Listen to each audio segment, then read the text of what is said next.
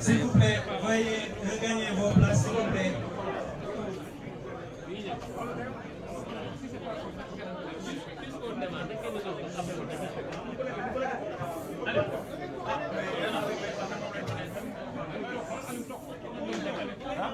S'il vous plaît.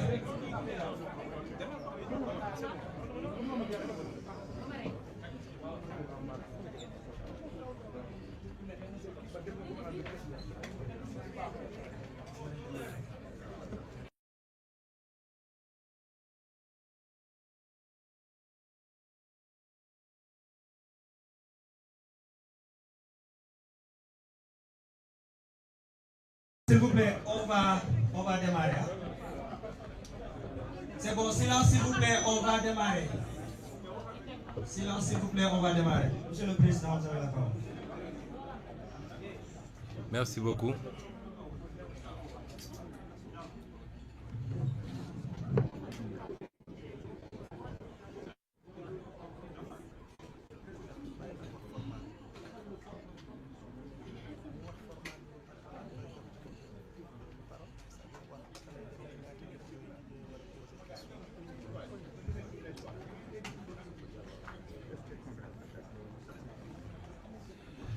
Mesdames et messieurs,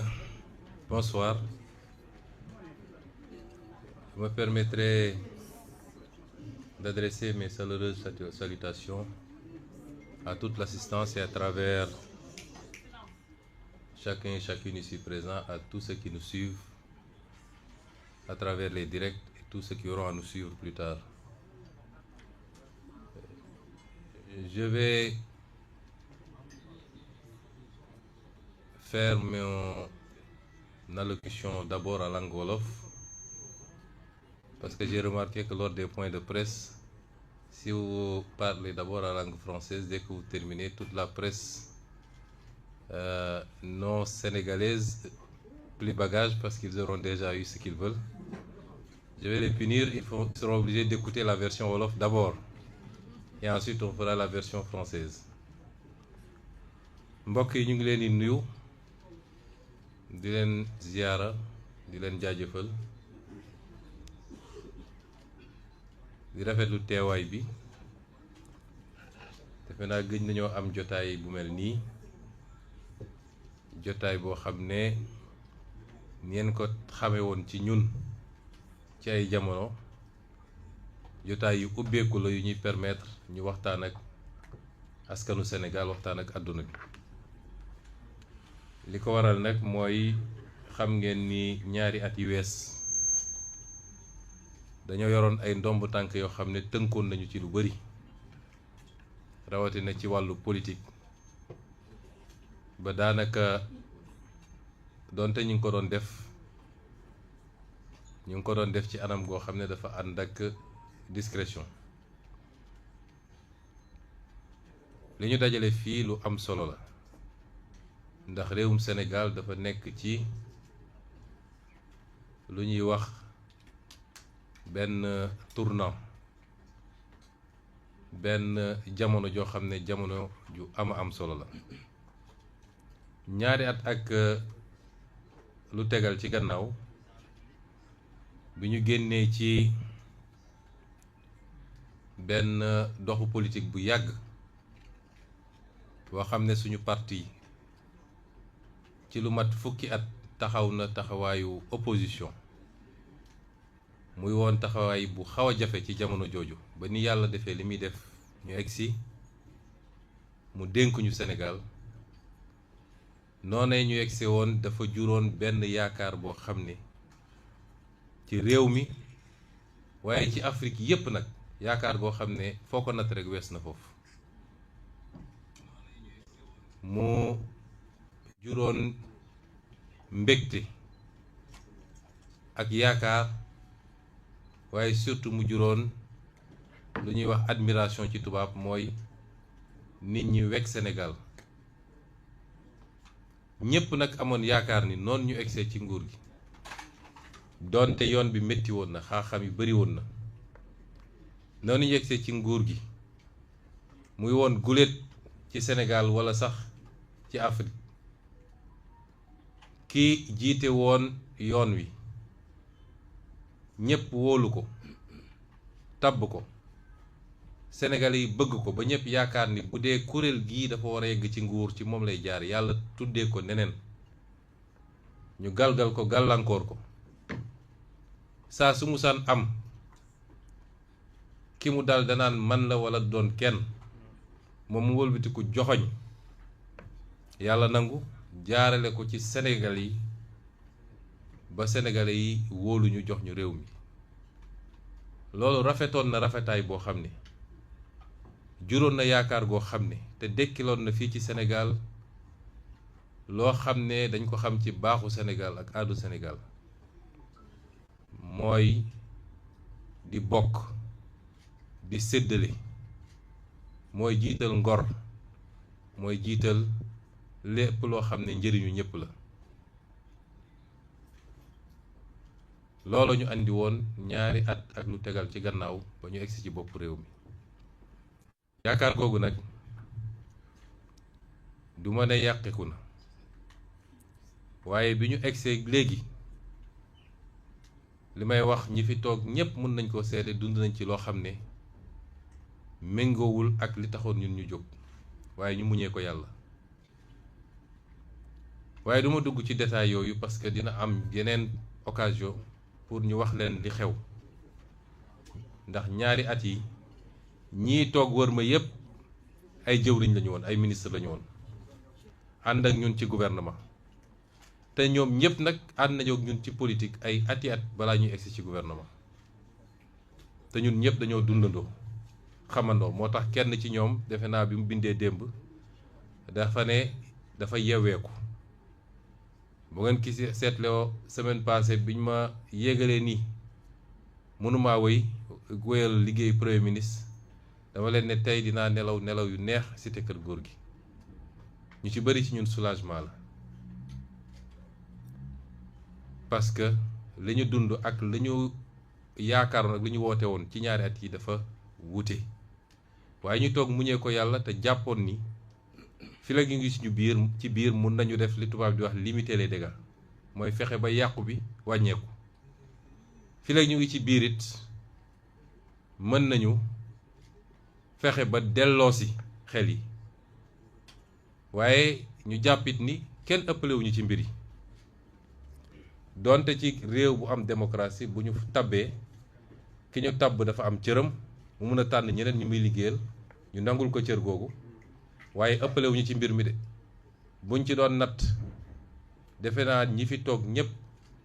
mën na am ñu ëppale ko ci walla ñu tolloog moom moo tax ñu toog muñee ko yàlla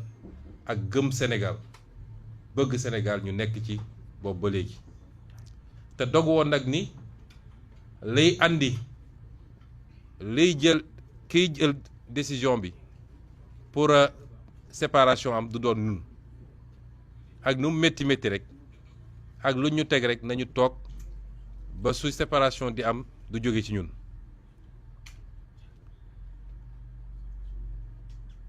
parti boobu nag dama ne woon du moo tax ñu woote ndaje bi introduction la woon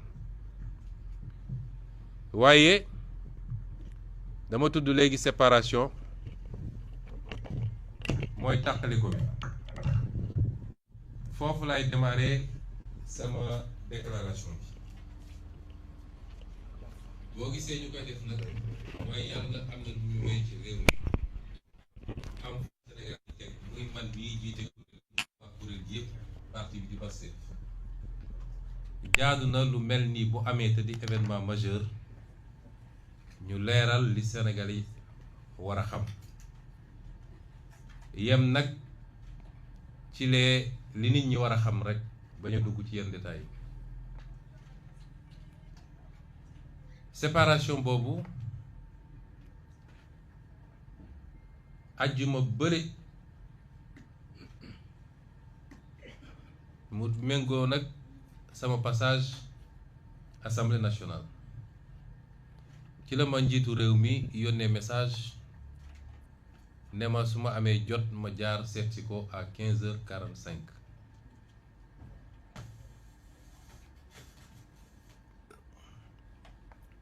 boobu maa ngi woon ci yoonu juma mu jógee ci jumaa ji def li may def ba pare dem fekki ko pale bi ma yegsee jàmm sante waxtaan parce que ma leeral loolu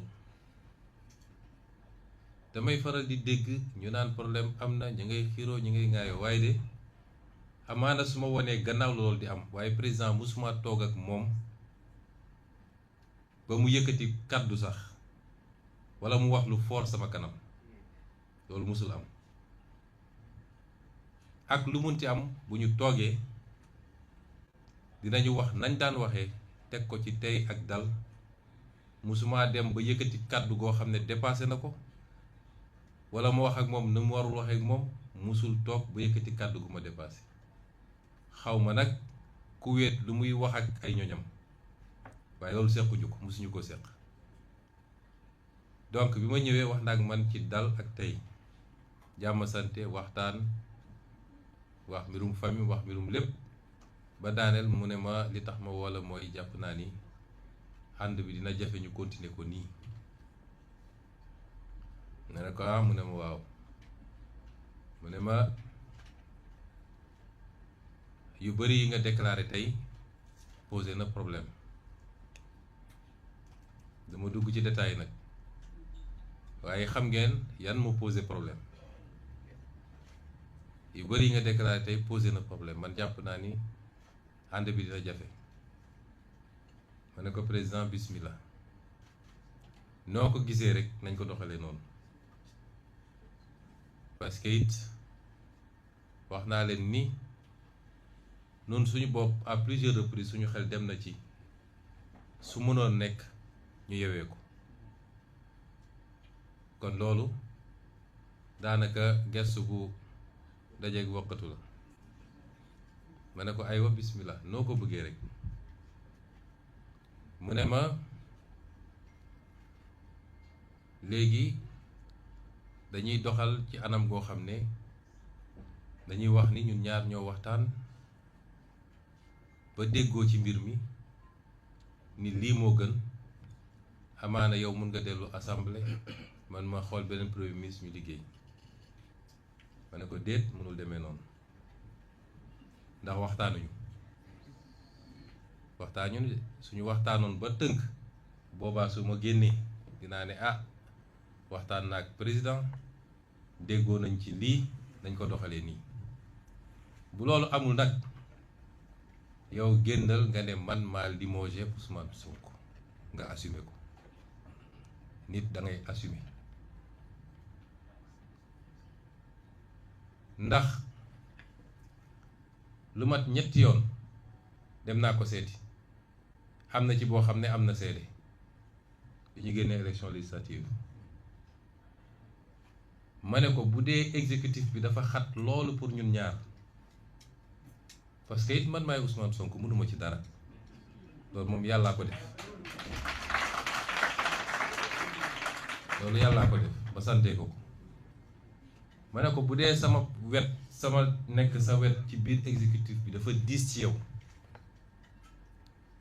bu dee da nga jàpp ni dama lay muur jant bi nañu waxtaan man ma dem assemblée fii am nañu ko mën a seede Aliou Sall mii mun na ko seede keneen ak keneen ma ne ko nañu waxtaan ma dem assemblée ñu def ko ci anam gu rafet nag ñu ne ñun suñu waa parti ñoo waxtaan ba jàpp ni lii moo gën te fa may nekk ci assemblée dinaa la jàppale ci assemblée bi waaye lu dul assemblée dossier boo am bu ñu liggéey ba ngoon nga wooba ma fekk la kër ga ñu waxtaan ci ñu liggéey ñetti yoon yi ma ko wax yépp dafa lànk bu tëdd suuf ne ma way du ñu ñëw ba fii mu mel nii danga may bàyyi fii yaa ma fi teg et cetera et cetera ma ne ko y a pas de problème ñu toogaat toog ma gis nii am na ay signaux yu wane ni problème dina am ma delluwaat wax ko kon man pratiquement ci coobareem laa nekkoon foofu primature te def naa fa li ma fa war a def te dinaa ci dellu si kon su ma ñëwee ba dara am mu woo ma waxtaanuñu ci yan condition la ñu war a séparé wu mu bëgg man ma endossé séparation bi génn déclaré ni waxtaan na ak président ba ñu juboo ma ne ko loolu duma ko def. li ma ko tegaloon ci jiitu yi ñu wax yépp mooy bu ñu waxtaanee mën nañu waxtaan ba déggoo man ma dem assemblée nga seet premier ministre ci biir parti bi parce que parti majoritaire moo war a am premier ministre ñu xool ni ñuy former gouvernement bi ñu continuer liggéey bi yi jiitu yi ma wax ak moom yépp loolu laa wax ak moom moo tax keroog bi mu ko waxee ma ne ko waxtaanaguñu mu ne ma léegi nu ñuy def ma ne ko ñaar moo mun a am soit ñu waxtaan ba tënk wala nga ba ma dem sama yoon nga assumer limogeage xam nga nag ndax limogé naa Ousmane Sonko dafa diis ci yow wala mais su dafa diis ci yow nañ toog waxtaan. mu ne ma léegi danga may maa ngi dem seeti archevêque bi defar gouvernement ndax defar gouvernement man jafewu ma def naa ko ñaari yoon te benn musul yàgg te ministre yu baax laa ko andi naa ci dellu si ma ne kon amul problème ma jóg dellu kër ga toog di déglu ba 20h35 mu yónnee ma message ne ma PM je ne pourrai pas tenir la réunion et je compte annoncer la mesure que je vous ai notifiée tout à l'heure mais je serai disponible demain vers 18h ma ne ko je prends acte ma teg ci 15 minutes gis Omar Samba Ba di lire ab décret mu ne alhamdulilah takk samay bagage ñibbi cité kër góor gi ndax namoon naa cité kër góor gi sax donc noonu la mbir yi demee mu toog ñu toog ñaari fan wala xaw ma ñaata fan la ñaar wala ñett mu annoncé premier ministre waxtaanu ci ak man waxtaanu ci kenn ci parti bi amul kum ci waxtaanal fi ñu toogaat tuuti ma woo Daouda Ngom keroog lundi Arafat defe naa lundi Arafat bi ma woo mardi ma woo Daouda Ngom ne ko convoquer tous les ministres sortants du parti à 18h ñu waxtaan ci naka la ñuy gérer la suite ba ci yàgg ma ne xam naa ni gars yu bari bés bi dañ ko woor peut-être dañuy ndogu ma ne ko def ko 20h30 ci diggante bi ministre yu bari woo ma ne ma ñun de dañ ñoo envoyé léegi message non dañ ñoo woo Al Aminou Lo woo nañu le président va vous recevoir ce soir à 20h. ñu ne ma qu'est-ce qu'il faut faire may leen bu benn ministre dem wuyu ji ma leen njëkk ne laaj leen ko lu mu leen di doy ñu woo ko laaj ko mu nekk consultation pour un gouvernement may leen bu benn ministre dem parce que fii ñu toll nii tembe président dafa nekk ci booram ñun ñu nekk suñu boor bokkul ak 2024 bi ñuy def gouvernement donc su buggee wax ak ñun na jaar ci bunt ba parti mooy dugg gouvernement parti mooy génn gouvernement ku bokk ci parti nit nag mun nga bañ a bokk ci benn parti di ab technocrate comme ñoom Mabou Ba niñ leen jëlee woon ñoom Abdourahmane Sarr ñu woo la nga dem mais parti mooy dugg ci gouvernement Abdou Diouf bi mu bëggee Ablaye dugg dafa waxtaan ak Ablaye ba ñu déggoo mu ne ko demal nga defar sa wàll kooku dem defar wàllam ñëw ne ko diw mooy fii diw mooy fii diw mooy fii c'est comme ça que ça marche mais doo toog di woo des militants de parti individuellement te yow parti bi am bureau politique am COMEX am conseil national am président ñooñu ñëpp nga tëb leen di xëcc parce que loolu stratégie rek la c'est une stratégie pour essayer de démanteler Pastef une stratégie pour wane ni man Pastef ku ma fa soxla am la su ma la wonee benn sucette rek ne la benn bonbon ngi da ngay daw ñëw une stratégie pour essayer de montrer que Ousmane Sonko ëppale wu ma ci Pastef te loolu yàgg na ko wax. nekk nañu réunion Aliou mi fekke na ko Daouda Ngom keneen ak keneen Birame Souleye mu ne moom moo ëppale ci Pastef ma ne ko président mu ne ma ne ko génnal nga taxaw fii léegi nga woote meeting Pastef Ousmane Sonko ne bokk ci boo amee 100 personnes ma xam ni Pastef amul.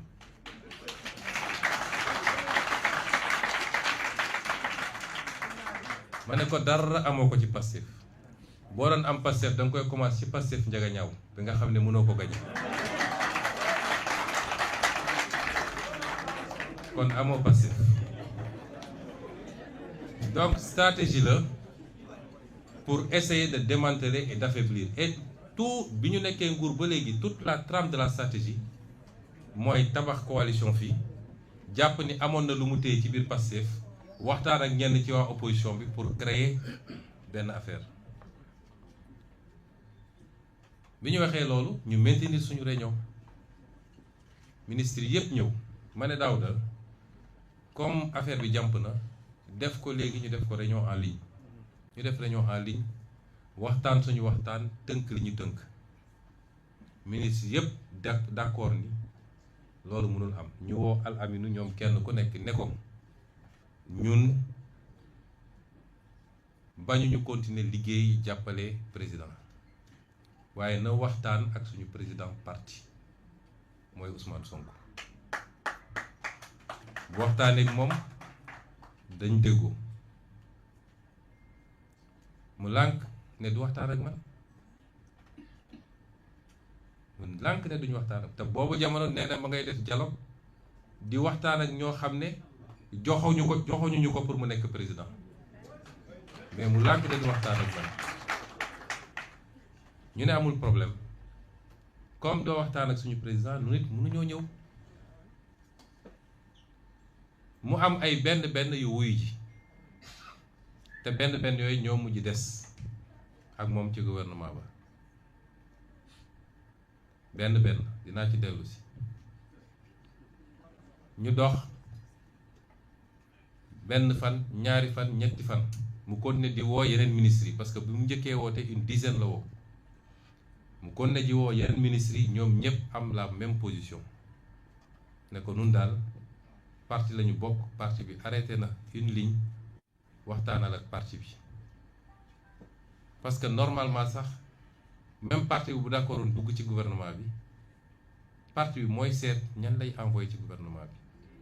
normalement noonu woowu ma waxul ak man ba keroog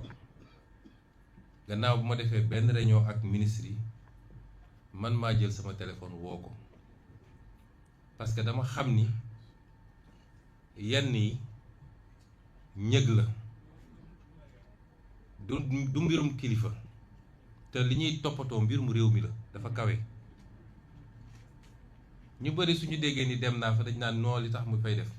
bu doon man rek man sama jëmm bopp kenn yéen ñëpp xam ngeen ni ñàkk ma ful la mais dafa am loo xam ne réew mi la dañuy seet luy intérêt réew mi ma jël sama téléphone woo ko ma ne ko yow yaa ngi woo suñuy ministre suñuy militant kenn ku nekk nga koy woo naan ko ñëwal ñoom ne wax nañ la fi nga war a jaar lan moo tee nga wax ak man ma ne ko léegi comme jàpp naa ni problème bi dafa mel ni léegi yow man nga amal problème te man xaw ma lu ma la def ci àdduna waaye jàpp naa ni yow man nga amal problème dafa mel ni gis ma léegi sax problème la ci yow ma ne ko amul problème parti bi du Ousmane Sonko parti bi du parti bu ndaw léegi désigné naa ay ndaw yoo xam ne recevoir leen ngeen waxtaan te kenn ku nekk ci ñoom jaar nga ak moom foo xam ne weesu na mbirum parti ma ne ko désigné ak Birame Souleye Diop Daouda Ngom Aliou Sall ak El Malick Ndiaye recevoir leen nga toog ngeen waxtaan ñoom xam nañu lan la parti dënk waxtaan nañ ko ba pare soo leen recevoir di ngeen waxtaan mu ne ñooñ duma leen recevoir parce que respecté wuñu ma dama leen woo ñu bañ.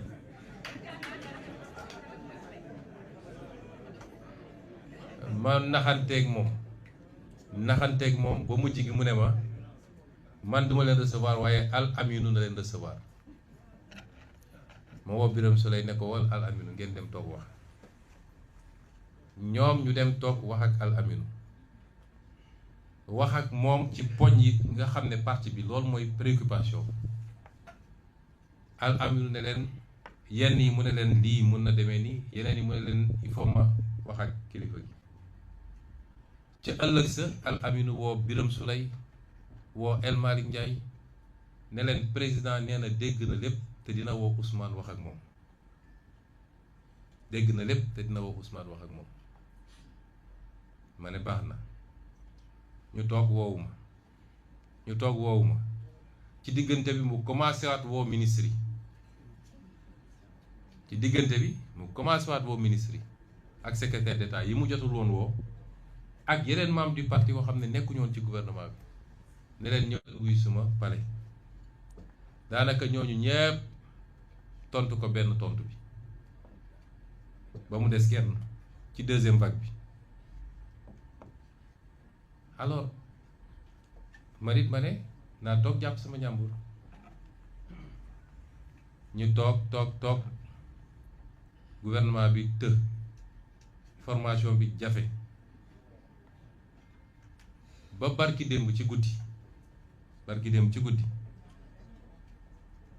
vers 23h mu am ñu ma woo ne ma wéy waxtaan nañu ak président dina la woo mais bu la wooyee jël ko rek man kay amul problème bu woowee dinaa jël. man amuma problème boobu du man maa am problème ci woote bi mu wootee nuyoo jàmm sante ne ma non dafa bind message ne ma bonsoir président pouvez-vous passer au palais tout de suite ma tontu ko ne ko mënuma ñëw tout de suite ndax guddi na waaye su ëllëg mën naa ñëw à 8h incha allah. loolu tax démb ma dem fa bi ma xëyee ma dem fa 8h ba midi on était ensemble on a discuté loolu lépp nag bu ma ko defee c'est parce que te bi ñu toogee wax naa ko nee naa ko su doon yow dong ak man dong du ma fi ñëw mais li tax ma ñëw mooy li ñu seq muy Sénégal te xam naa ni gouvernement boo def bu Pastef bokkul turu gouvernement lay doon waaye yoroo réew mi pour éviter yooyu yëpp nag moo tax ma ñëw te it ministre yi ñu la yéene te ñu liggéey ak yow li ci ëpp ci ñoom liggéey ak yow ñaari at xam nga seen xarañteef xam nga seen engagement xam nga seen njub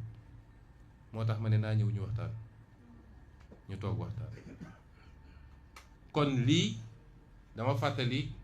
processus bi péripéties yi duggaguma ci fond bi foofu la ñu jaar bi ñu toogee waxtaan nag dama ko fàttali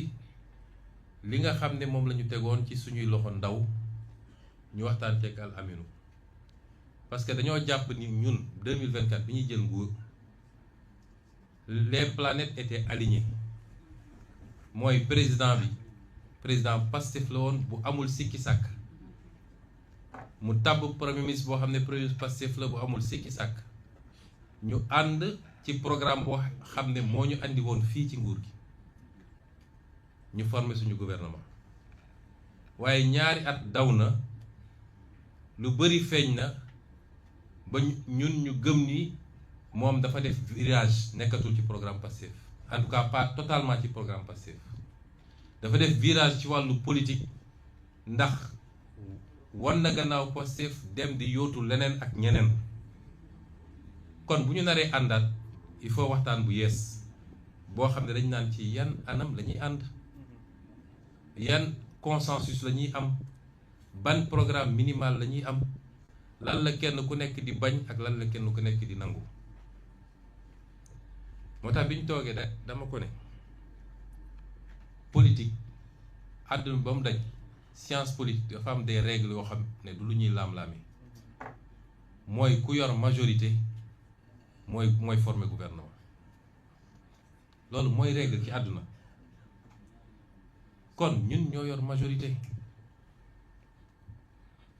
France ñaari yoon ñuy def cohabitation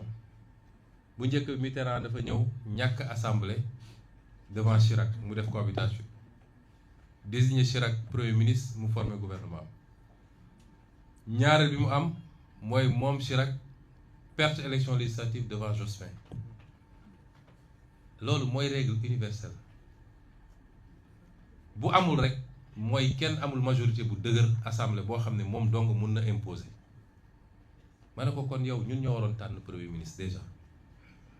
te yàgg naa la ko proposer bu dee Sonko nga amal problème Sonko mun na écarter wu mais nga bàyyi Pastef tànn premier ministre ñi fi nekk ñëpp mun nañ nekk premier ministre nga xëy tànn premier ministre boo xam ne consulté woo sax Pastef te xamul suñu histoire politique moom dégg naa ko démb mu ne day joxe leçon. li ma koy conseillé mooy na yem ci chiffres yi ndax boobu ba léegi maa ngi rafetal lépp rafetul nag waaye maa ngi rafetal nuñ bi ñuy sonn di daj lu ne moom feneen la nekkoon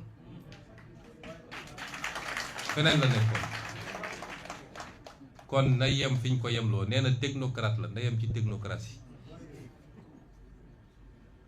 bu mu ñu tax a wax parce que xam nañu lan mooy rôle am réellement ci li xew kon bu mu ñu tax a wax donc ma ne ko tànn nga premier ministre te si consulté wuñu normalement dañu waroon tëj bunt bi ñun Pastef mais malgré tout ñu continuer am ouverture léegi nag dañoo bëgg ñu waxtaan ci ban anam la ñuy demee d'abord y a des questions de fond gestion dette bi naka la parce que mooy principal problème Sénégal pouvoir d'achat bi mooy njëg yi lan la ak nuñ koy doxalee renégociation yu ñu entamé te mu àndil ñu satisfaction yu bëri naka la problème mu justice ak reddition des comptes bi nga xam ne dañ cee teg tànk te xam nañ fu mu jógee naka lañ koy doxalee yooyu ñeent yi gën a am solo la mais am na yeneen yoo xam ne yu ñu yitteel la ne ko nañu waxtaan ci yooyu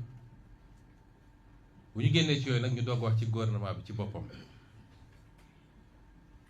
mu ne way yooyu mun naa ci tontu bor bi ñun jëluñu ci benn engagement ak FMI nit ñi ñoo ciy wax lu ne ñu wax ko mais ñun jëluñu engagement ci restructuration waaye bu demee ba mënatuñu it dinañ dem ci restructuration ma ne ko dégg naa mu ne njëg yi même réponse waxuñu ni dañuy yokk njëg yi tey wala suba waaye bu ñu demee ba mënatuñu dinañ yokk njëg yi ma ne ko ñaar dégg naa renégociation yi mu ne fañ ca nekkoon dañ ko continuer waaye am na ay problème parce que recevoir nañu ñaar ba ñetti notification de contentieux et cetera ma ne ko renégociation ak contestation ñoo ànd waaye sur 50 dossiers boo ci amee 3 contestations kon ça veut dire que alhamdulilah ñu dugg ci justice bi déggoowuñu moom jàpp na ni justice ak reddition des comptes bi lépp baax na problème amul ma ne ko kon du ñu avancé ci wàllum justice demal nga laaj Sénégal yi lan mooy seen perception ci justice wax ma justice reddition des comptes rek waaye ba ci justice ordinaire bi demal nga laaj Sénégal yi lan mooy seen perception te ni ma gisee mu doxal ak ki mu teg ci justice bi je n'ai rien contre lui muy woon avocat am te tey dossier yu bëri yi nga xam ne mi ngi foofu ci parquet financier moom moo leen doon défendre wala moo doon dox diggante yi sama xel du dal ci justice bi ma wax ko léegi mu leer madame la ministre de la justice ngi nii xam na lu mu daj ci mbir mi te lu mu liggéey ba sonn nit ñi jaar ci kawam joxe ay instructions yu contraire ma ne ko kon du ñu d'accord parce que justice bi li fi xew léegi sax c'est pire que liñ doon xeex ñun kon boobu d'accorduñu ci bi ñu weesoo loolu ñu ne dañu waxtaan ci gouvernement bi naka lañ koy tëralee ma ne ko li ma lay njëkk a laaj mooy gouvernement bi ñaata portefeuille ministériel la est-ce que dañ koy bàyyi ni mu meloon nii 25 ministères 6 secrétaires d'État mu ne ma déet dina am ay raménagement parce que man gis naa ni secrétaire d'État yi dañ doon am problème ñoom ak ministres yi dañ doon mbëkkante damay supprimer secrétaire d'État yi mais dañuy dem 30 ministères à ma grande surprise génne le secrétaire d'État andi ministre auprès d'eux ce qui est illégal parce que suñu constitution dafa ne le gouvernement est composé de ministres et de secrétaires d'État il n'y a pas de ministre auprès d'eux yow nga dem supprimer secrétaire d'État yi dem andi des ministres auprès d'eux nga xam ne même taxawaay la ñu am que secrétaire d'État ndax dañ leen rattaché ci benn ministère ne ko léegi naka la ñuy doxale parce que Pastef mooy parti majoritaire te Pastef su xasee ba dugg da ciy tax rib ñun nekk naa premier ministre pendant 2 ans et peut-être 2 mois ñun suñu bilan ci boobu bilan bu baax la donte ndono bi métti na héritage bi métti na condition yu ñu jëlee réew mi waaye ci 2 ans yi wàññi naa fi njëg yi 3 yoon crise golfe beeg yeneen yëpp bañ naa ne kenn du yokk njëg yi wax nañ Sénégalais yi dëgg ci bor bi te teewul di malgré jafe-jafe yi ba léegi rateeguñu benn échéance suñu bor fayuñu ko te teewul ñu ngi fay salaire ñu ngi doxal administration bi renégocier nañu lu bëree bëri ci loo xam ne alal réew mu ñu yàqoon la fexe nañu ba waxtaan ak liggéeykat yi ba am pacte de stabilité daal di apaiser climat social bi ak yeneen réussir nañ fi ay campagne agricole réussite bu mucc ay la cay sooxe kay ci commercialisation bi la te ci ay ministre am la moom ndax gouvernement bi ñu jógee dafa doon sooxe yépp ci ay ministre am la mais jógewul ci ministre Pastef ma ne ko kon ñun am nañu bilan bu baax bu fi yemoon sax sénégalais xam nañ ni liggéey nañu ba pare nekk ñun ci jubal ak jubbanti loolu kenn duñu ko weddil kon ñun am nañu bilan bu ñu naree continuer te gis ni bifurcation am na il faut ñu toog waxtaan ci yenn anam la ñuy continuer te bu ñu xasee ba dugg nag ñun ñooy andi la caution morale et la caution politique parce que ñi nga àndal yépp amul ku ci am envergure politique boo xam ne moom mun na doon la caution politique kon ñun ñoo koy andi bu doxee ñu ne wiw Diomaye bu doxul ñu ne Sonko Pastef la loolu mooy réalité bi fii Sénégal kon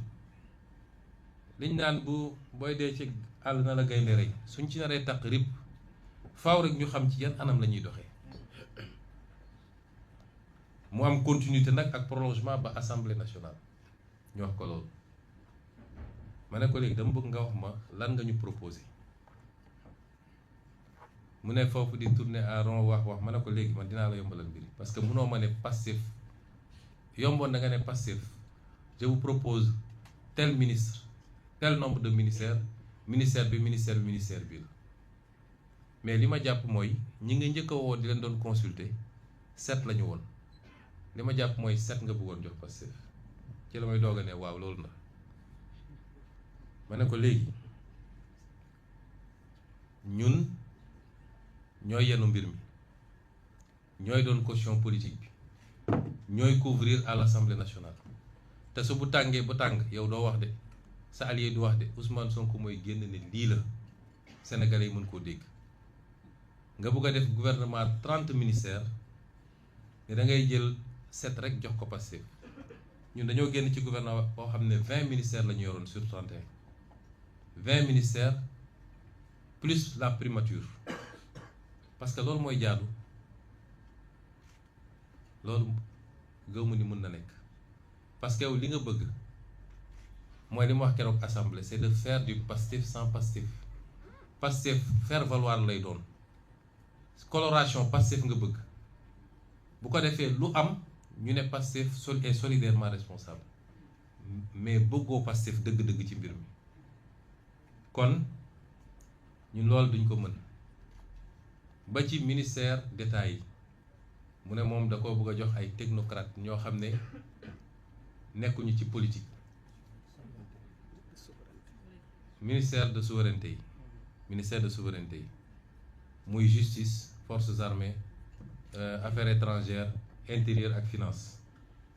mu ne da ko bëgg a jox ñoo xam ne amuñu benn coloration politique bu ko defee dina dalal ñëpp et cetera pourtant ki mu yóbbu forces armées de politique lay def suba bu ngoon jot ci li ma xam donc ma ne ko lii gëw ma ni d'abord sur le fond d'accord ñu ci lu bëri li nga wax ci bor bi leerul li nga wax ci njëg gi leerul te xam naa ni daf ma ko doon naxee pour ñu dugg rek waaye bu ñu duggoon ba toog mën nañu ne restructuration lay def wala la lay def ma ne ko li nga wax ci yii yëpp woo leerul justice bi d'accord ñu ci du tout nga boole ci nag ñu bëgg a dugalee ci nguur gi arrangé wuñu kon daal jàpp naan du ñu mën a déggoo waaye comme dama ko séq ak ay nit dinaa dem ma waxtaan ak ñoom après je te reviens ci laa dellu si ma waxtaan ak ministre yi fi nekk ñoom ñëpp dëppoo ni loolu xel xalaatu ko waaye problème bi gën a am parce que dafa ne ma ne ko looy reprocher ministre yi ñi nga xam ne jàpp nga ni waruñoo continuer mu ne dañoo manqué loyauté ma ne ko lan mooy loyauté bi mu ne way ministre mënul nekk fii di siéger bu génnee ne Sonko 2029 loolu mënul nekk ma ne ko léegi comme si je comprends bien ay ministre Pastef bu ñu duggoon tey muut mbaa mott lay doon c'est-à-dire ministre Pastef bu dugg amatul droit wax ni moom Pastef la bokk amatul droit dem meetingu Pastef amatul droit ne man Sonko laa bëgg Sonko laa faral mu ne ma waaw ma ne ko te ministre yi ànd ak yow am nañ sañ-sañ ne Diomaye 2029 am nañ ne sañ-sañ ni Diomaye laa bëgg ma ne ko sëñ bi yow lan moo la dal ci diggante bi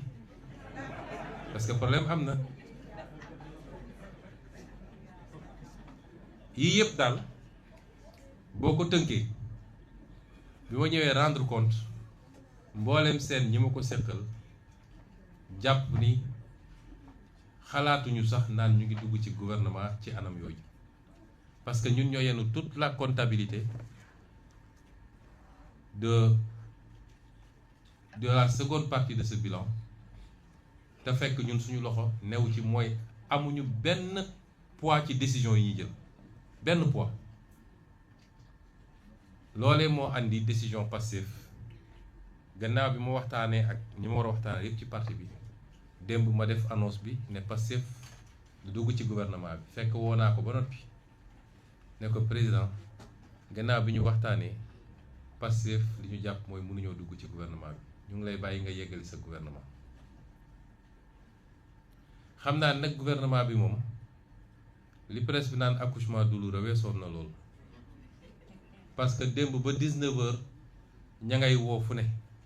woo nañu ay ministre woo nañu ay maire woo nañu façon nit bu nekk ci waa parti bi naan leen président moo la soxla dañ laa bëgg a consulter pour def le ministre maa ngi doog a gis Sénégal ñu xëy di wër ay ministre bu guddi mënuñu koo am mu jurit gouvernement boo xam ne gouvernement bu amul benn assise politique la fii historiquement PS jiite na réew mi 40 ans 20 ans yi Senghor def ak 20 ans yi Abdou Diouf def yépp appareil politique bu am doole moo newoon cëslaay bi muy PS Abdoulaye Wade jiite 12 ans appareil politique bi am doole bi moo newoon PDS ay alliés nekk ci président Macky Sall jiite 12 ans appareil politique bi am doole mooy woon appareil alliés yi nekk ci tey am nañu gouvernement boo xam ne amul assise politique munoo ne li mooy assise politique am amul benn parti boo xam ne tey ci parti yu am doole yi la boo xam ne mi ngi accompagner gouvernement bi la ñu yor tuddee ko coalition ñëpp xam nañ ni dara newu fa ñu moo tax ñu lay naan gouvernement de technocrate fii ku fi dul technocrate nun dañu nekk technocrate ba pare choisir de faire la politique ña fa ne ñu wane technocrate ñoo bokk école yu ñu génnee ñàkk pexe moo tax ñu naan gouvernement de technocrate fii li fi nekk yëpp technocrate la ñii ñëpp technocrate lañu kon bu ñu gëlëmal nit ñi naan gouvernement de technocrate dañoo amul base politique moo tax ñu nekk gouvernement de technocrate léegi nag dinañu wëri base politique ku wàcc sa ànd dinañu wëri waa opposition bi ñu doon lamsal ay bët ak pour ñu ñëw ku dem ba bëgg a cëpp ni si kii dafa maa nar a sànq lii dafa mel ni fi mu jëm kenn xamu ko moo tax ñu bëri teewaat seen bopp gouvernement bu amul assise politique premier ministre bi keroog bi ñu defee passation par dañ toog foofu ma ne ko waa léegi yéen yow doo politique xamoo sax nu ñuy politique ki la tabb def le premier ministre moom dañ koo joxoñ waaye poids politique am diisut ma ngay góorgóorlu nag di wut fu muy jokkee léegi yéen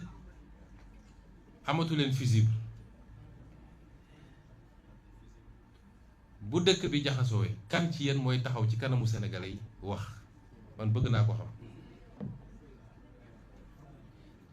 lii danger la cim réew parce que àdduna ba mu daj appareil politique machine politique mooy doxal mooy téye réew mais moom moo def choix boobu moo def option boobu Pastef def na li mu war a def yépp talal ko loxo def na li mu def yi war a def yépp jaar ak moom fi mu jaar ak moom nangul nañ ko loo xam ne ku ñu xamul sax da nga naan ñii dañoo nakk ful la ñépp mun nañ ko seede fii waaye loolu bëgg réew mi rek moo taxoon ñu def ko c'est pas du ñàkk ful la on est obligé de constater qu'il a fait ce choix et c'est son choix mu des nag naka lay gouverner sans assise politique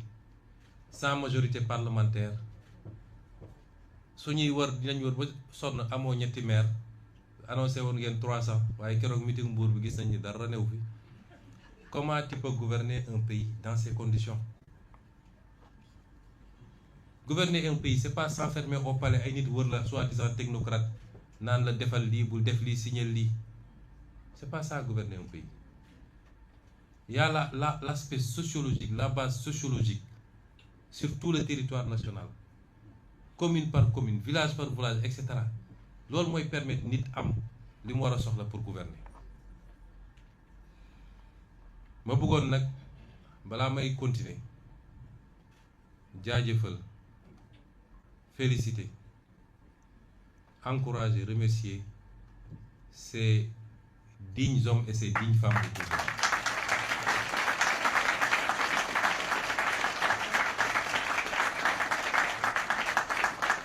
dama wax keroog assemblée El Malick ne ko lu waaye yàqoon defar nga ko waaye yéen li ngeen def it yéen dañu ressusciter au Sénégal des valeurs yoo xam ne moom lañu suñuy mambaay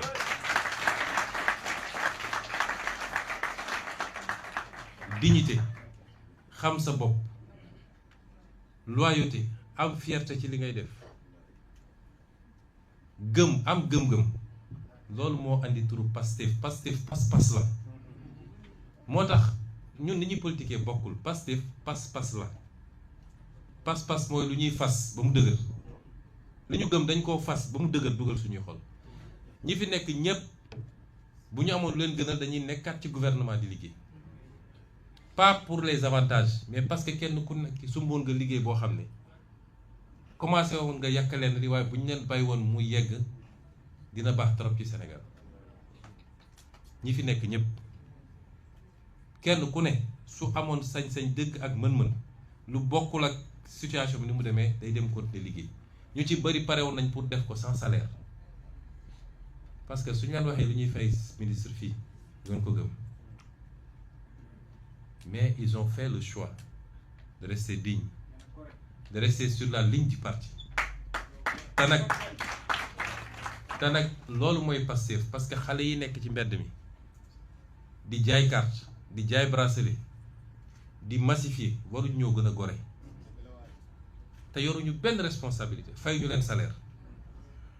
yu mel nii mooy permettre ñu dellu si wane ni ñu ñëpp ñoo bokk valeurs yi te valeurs yi bougé wul maître ña dem nag ma leeral ko parce que gis naa ñuy essayer indi confusion naan y a des ministres de Pastef qui ont siégé benn ministre Pastef siégé wul ku fa toog sa bopp nga fa toogal toogaloo fa Pastef de ku fa toog sa bopp nga fa toogal te Pastef dafa am ay procédure dinañ ci jaar ba traité seen cas ñoom ñëpp ba traité seen cas waaye amul kenn koo xam ne Pastef nga fa toogal seeni ministre bopp lañu. Pastef a 0 ministre dans ce gouvernement mu wax ko mu leer amuñu ko fa. La suite nag mooy naka la ñu war a doxalee mbir yi. Pastef est un parti responsable, le premier parti de ce pays. Pastef bu bëggee bloquer réew mi mun na bloquer ci anam yu légal laa wax nag bu ko bëggee mën na ko waaye ñun loolu taxu ñoo jóg Sénégalais yi soxlawuñu loolu réew mi métti na parce que ndono bi déjà moo diis ñun waroon nañu tal leneen lu dul tout le temps matin midi soir ay combine politique président dama ko ne keroog bi ñu la falee nga commencé say combine politique parce que dugal nañ sa bopp deuxième mandat te yow li la joxoon premier mandat mun na la jox deuxième mandat te wax naa la ko ci kanamu seede li la jox premier mandat boo maandu woon tuuti te tey moo lay jox deuxième mandat wax naa ko ci kanamu seede ñii ñëpp toog lu fi jar paraxe jublu nañu jublu ci liggéey bi bu ñu dugal Sénégalais yi encore ci coowul politique matin midi soir des histoires de coalition yëpp teg ko fële ñun ñëpp ay gone lañ on a le temps de voir venir président dem naa ba yegg ci ne ko moom dafa ne waxuñu wantewuñu dara Cap Manuel ngeen baal ma je suis obligé de clarifier te wax naa ko démb mu dégg bi ñu demee ba affaire bi décanté wu man leen andil leen ma ko sama néeg jamono jooju yëkkati woon mbàngam di ma jaay président de jamono jooju su ma ko corné woon sax mu daw may leen andil leen ma ko sama néeg ñu andil ma ko mu ñëw sama néeg yor carnet ma wax ak moom ne ko yàlla def na li mu war a def proposé nañ ma ba sonn ma d'accord pour ñu reporter élection yi ma lànk ba tëdd ci suuf ndax su ma ko nangoo gëw ma yàlla moo bindoon ni 2024 Sonko du doon candidat bu ma ko doonee su ma demoon ba nekk koy du baax ci man kon man bi weesu naa loolu yàlla def na yow laa désigné suñu doxee dinañu génn fii ci kàttanu yàlla mu ne ma non duñu bàyyi ñu génn ma ne ko dinañu génn dinañu campagne incha allah dinañu gagné dinañu def un bon mandat liggéey waaye bu ñu eggee 2029 nañu delloo mbir mi fu mu waroon delloo parce que légitimité dafa am solo ci politique ma ne ko lii laa waxante yow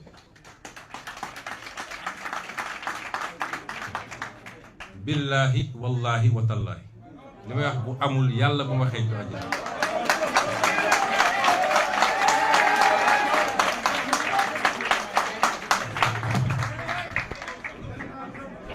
ma wax ko loolu lim ma ci tegal mooy de toute façon mandat bi néew ma waaw néew ma déet waaye daf ma ne de toute façon mandat bi ce sera le mandat des réformes difficiles mun naa ko jël sur moi comme ça après yow nga am boulevard démb fàttalewaat naa ko ci bureau ma ne ko li ma waxante ak yow nii dinaa fexe ba ñu andil ma Birame Souleye ak El Malick ak Abbas ñu fekke ko parce que dama bëgg seede mu ne ma sama diggante yow jarul seede su ma la naree wor ci politique ma bàyyi ndax dinaa ci seet Ousmane mii ma la tudde noonu la demee te lii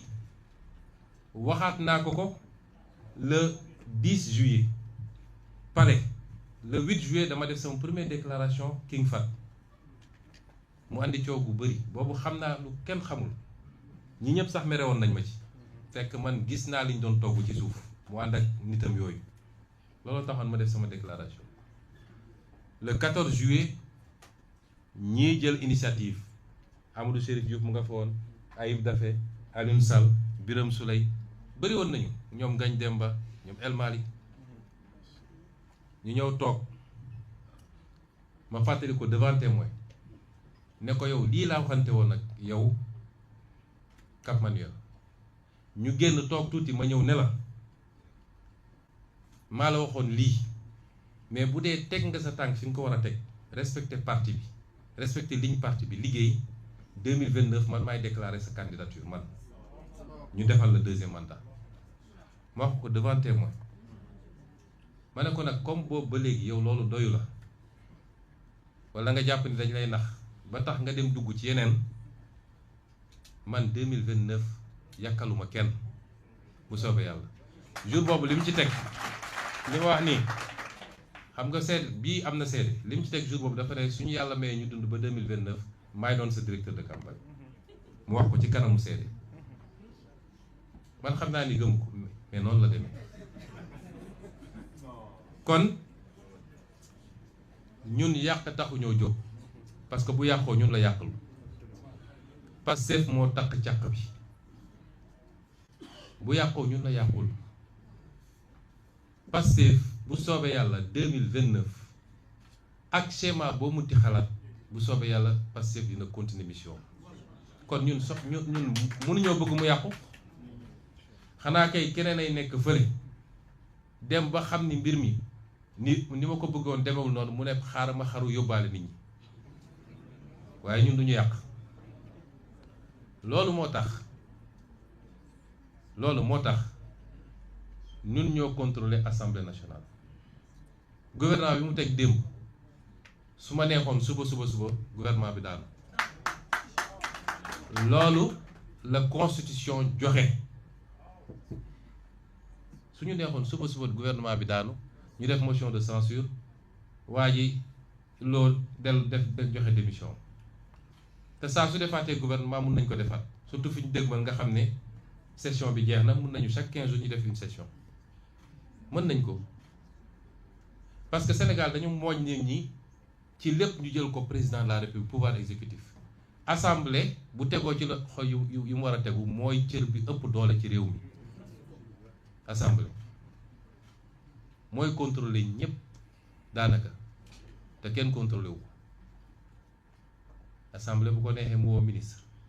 bu ko neexee mu def mission d'information parlementaire bu ko neexee mu def commission d'enquête parlementaire bu ko neexee mu yóbbu nit haute cour de justice mooy contrôler l'action publique mooy voter les lois kooku ku ko ëpp cër ci réew mi suñu loxo la nekk ci kàttanu yàlla te bi ma séenee li ma séen moo tax ma ne du ma nelaw ba assemblée ma fay dugg ak ay coalition ñu xoj ñu di nga am majorité mais boo ci génnee député coalition ba boo moytu li lay dese doon majorité looloo andi woon ñu dem élection législative tout seul assemblée boobu suñ loxo la ne ma feddali ni assemblée boobu duñ ko utiliser pour xeex ko defuñu motion de censure lu dul ci condition yi bu njëkk bi moom mu commencé xeex bi parce que nag Sénégalais yi ñoo jox kenn ku nekk cër bi nga yor et c'est une chance pour le Sénégal pour la première fois on a la possibilité d'appliquer la théorie qui veut que le pouvoir limite le pouvoir, arrête le pouvoir sans pour autant qu'il ne soit condamné ñoom à collaborer loolu la Sénégalais yi def bi ñu àndee configuration bi nañu liggéey teg lépp yoon constitution bu wax na lan mooy cëru ku nekk loi yi wax nañ ko ku nekk na nekk ci li mu war a nekk et que les institutions dialoguent ñun loolu la ñu gëm donc duñ utiliser loolu pour xeex lu dul moom moo jóg dal suñu kaw te door nañu nag de seen complot yi ndax la ñu yóbbu conseil constitutionnel ña ko fa yóbbu ñoo njëkkoon déclaré di c'est pas la compétence du conseil constitutionnel loolu conseil constitutionnel musa wax fañ leen woowee ne leen dem leen déposer recours nous on gère le conseil constitutionnel ñun xam nañ ko la ñuy rumbandaat xam nañ ko waaw yow 10 ans ngay complot contre nit dàq nga ko ci liggéeyam jiiñ nga ko lu ne dóor nga ko tëj nga ko kaso tere nga ko mu ne candidat ba tey jii mu jaar ba egsi fi ngeen bëgg a continuer complot ba kañ tout un système mobilisé parce que c'est les mêmes qui sont là toujours contre la même personne parce que dama woote lu bokkul ak seen intérêt te bokk na ci li ma gën a ragal ci gouvernement bi nekk naa 2 ans premier ministre li ma bloqué ci ay musiba su ma ko waxoon fi ngeen jaaxle fi mu ne nii course lay doon bambu la ku nekk di essayer lok waaye l'Assemblée nationale veillera au grain autant que possible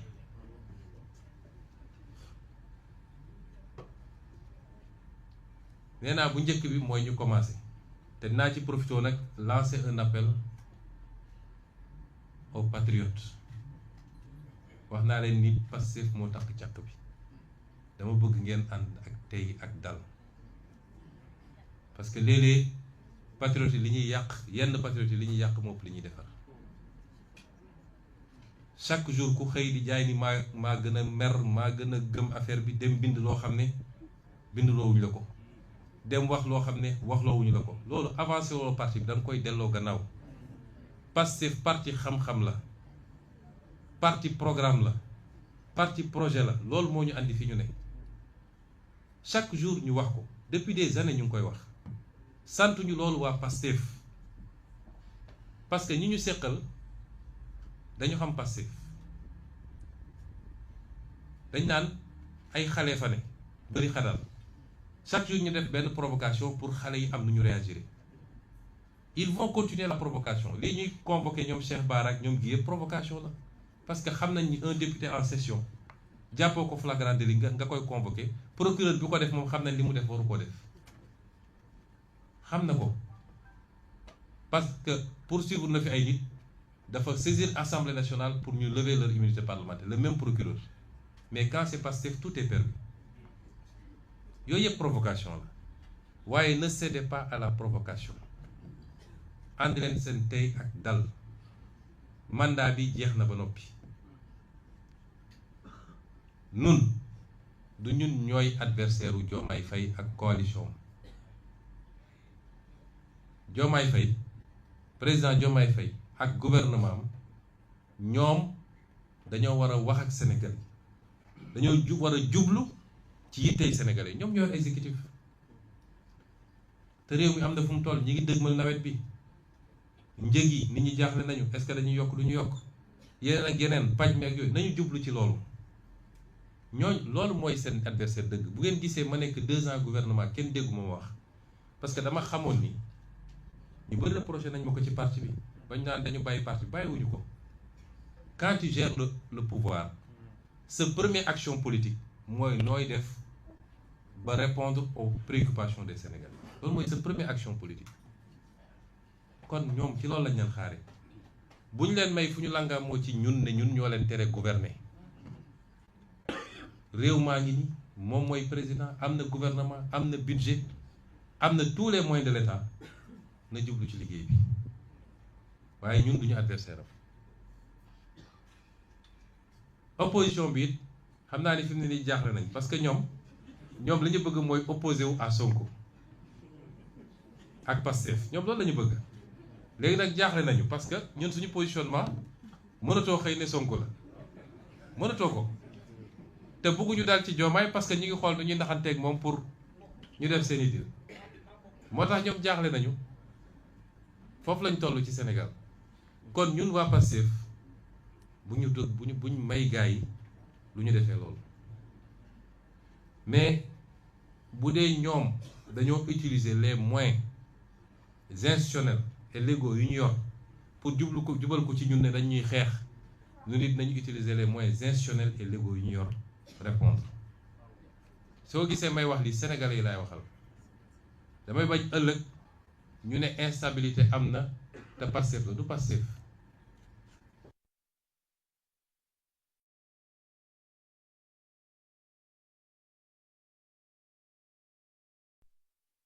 gouvernement am na yeneen pexe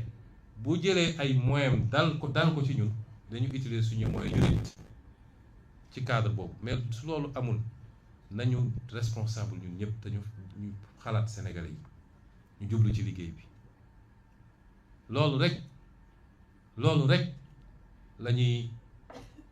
suggérer j'ose pas dire conseiller président Diomaye ak ñi mu àndal. kon bu ñu tombé ils vont faire de la provocation commencé nañu déjà yaakaarul si dul loolu mooy fexe parce que li ñu bëgg a andi mooy image Pastef parti fitna loolu la ñu bëgg a andi. man maa ko jàngal politique xam naa ni muy xalaatee. bu leen tombé ci piège yooyu nañu continuer doxal terrain bi liggéey bi suba ngoon guddeeg bëccëg boole kook suñu bilan ak yaakaar gi sénégalais am yaakaar ci ñun ba léegi parce que def nañu une bonne partie li ñu war a permettre ñu yor les leviers de la révolution il faut ñu yeggale ko juste. kon loolu xel lay àndal bu ñuy duggee ci yenn yi. Même les bailleurs ne viendront pas. Les investisseurs ne viendront pas. Chaque jour ngeen gis Bloomberg note yi mu def ci Sénégal wala telle agence wala telle agence. bu ñu duggoon tey ci cycle ñu naan dissolution am na tey amaat na ëllëg. au moins sur 6 7 8 mois yi ñu jëm dara du ñëw Sénégal loolu nag amul lu ko jar surtout si dee ñun dañoo gëm ni ay patriotes lañu. c'est l'ultime solution. mais il faut que ñi ñu jàkkaarloo aussi ñu raisonnable ñu xam ni yàlla moo tudd nii kenn ku ne mu am lu mu la jox nga téye ko kon nañu rafetal jëm kanam. lancer aussi le mot d'ordre mooy sama dernier kàddu aux patriotes ñeenti fan moo des defe naa pour congrès bi moom waru doon congrès bu ndaw de. congrès bi moom buñ ko defee rek dañ xam ni Pastef du moroom gaa yi Pastef du dem ci bërëb ñu naan yaraax na Pastef du dem ci bërëb ñu naan nañu compter li fa ne Pastef bu organiser rek ñu xam ni Pastef organiser na. kon focus sur le congrès focus sur les bracelets préparer leen mbir mi ba mu mat sëkk parce que nous sommes en marche pour récupérer ce qui nous revient. Ça commencera par les locales de 2027 ñu yeggali ko par la présidentielle de 2029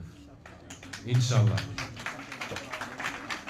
di leen digal tamit Pastef est devenu le plus grand parti mais dafa war a continuer di màgg. surtout base bi laay waxal na ngeen yaatu ubbeeku ñi bëgg a ñëw Pastef bari na de ñépp a bëgg a ñëw Pastef tekkiwul ni kiy ñëw day ñëw rek raxas leen wala yóbbu lépp parce que léeg-léeg ay kilifa wooma ay nit sax yu am ndombal tànk ne man de bëgg naa ñëw waaye sa gone yi vraiment ñun amuñu fayu gone yi bi muy métti yéen a fi nekkoon waaye mbir moo gis day continuer évoluer diine yi ñu gëm sax am na ñoo xam ne lu ne daj nañ ko ci xeex nañu gaañu nañu et cetera mais bu ñu demee ba gagné diine bi dafa continuer yaatu ay nit di tuub di ñëw ay nit di teew di ñëw est-ce que dañu leen naan déedéet doo ñëw parce que yow nekkoo fi woon yaatal leen rang yi 18 millions de sénégalais bi ñu buggee ñëw jël leen wax naa leen toujours yan condition la ñuy jëlee Pastef reste ce parti attrayant ouvert sénégalais buy politique fi mu toll nii bu amoon sañ Pastef lay nekk sénégalais buy politique bu amoon sañ Pastef lay nekk ubbeeku nañu yéen njaboot gi ubbeeku la nit ñi ñëw ngeen ànd ceeg yaatu yéen ñii di ñëw it ñëw leen avec humilité xam ni da ngeen fi fekk ñoo xam ne daj nañu lu mburu dul daj ci taal ngeen jox leen cër ñu ànd liggéey parce que ce pays a besoin de toutes ses forces pour une révolution pas une alternance mais pour une alternative daaneel ci DG yi ñu ma koy fàttali parce que Pastef tey ci état bi du ministre yi kese peut-être yoroon nañu lu mat 85% des ministres waaye yoroon nañu tamit lu toll noonu ci DG yi man li may wax directeur généraux yi directeur général ak ministre bokkul. Ministre est une fonction éminemment politique. Directeur général est un poste technique ndax ñun nekkoon nañu opposition am ay directeurs généraux ak ay directeurs yoo xam ne ñu ngi woon ci ñun. Directeur général c'est un poste technique. li ma leen di wax mooy parti bi tënkul kenn ci sens bi wala sens bële. Directeur général boo xam ne jàpp na ni mënatul dem ngoram mayu ko wala amatul envie kenn mënu koo tere mu ne maa ngi dem bàyyi na. waaye liñ koy sant ci cadre boobu mooy na ko def conformément ak lii intérêt réew mi na ko yëgal ki mu ko war a yëgal ba pare na toog téye poste bi di liggéey ba keroog ñu tànnal ko ku ko wuutu parce que réew mi warul taxaw ala kulli haal. waaye directeur général boo xam ne